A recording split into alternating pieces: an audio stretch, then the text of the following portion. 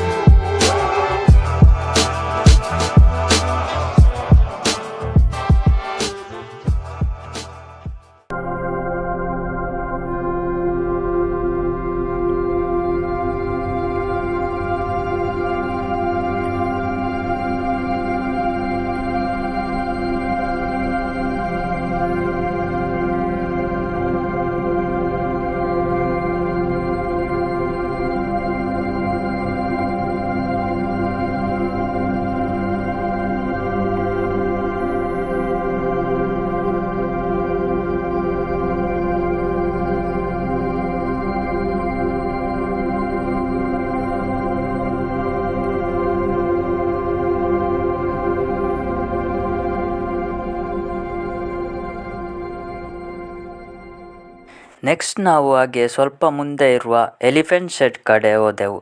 ಇಲ್ಲಿ 2 ಆನೆಗಳಿವೆ, ಲಕ್ಷ್ಮಿ ಮತ್ತು ಅದರ ಮಗಳು ಶಿವಾನಿ ಅಂತ. ಶಿವಾನಿ ಅಂತೂ ಟಯರೆಲ್ಲ ಇಟ್ಕೊಂಡು ಆಟ ಆಡ್ತಾ ಇತ್ತು.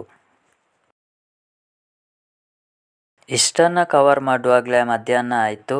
ಮತ್ತು ಹಾಗೆ ಪ್ರಸಾದ ಭೋಜನ ಸ್ವೀಕಾರ ಮಾಡಿದೆವು. ನಂತರ ನಾವು ಅಲ್ಲಿಂದ ಮಂಜುಷಾ ವಸ್ತು ಸಂಗ್ರಹಾಲಯಕ್ಕೆ ಹೋದೆವು. ಇಲ್ಲಿ ನೀವು ಹಳೆಯ paintings, musical instruments, cameras, watches ಮತ್ತು ಇನ್ನೂ ಇತಿಹಾಸ ಕಾಲದ ತುಂಬ ಕಲೆಕ್ಷನ್ಸ್ಗಳನ್ನು ನೋಡಬಹುದು.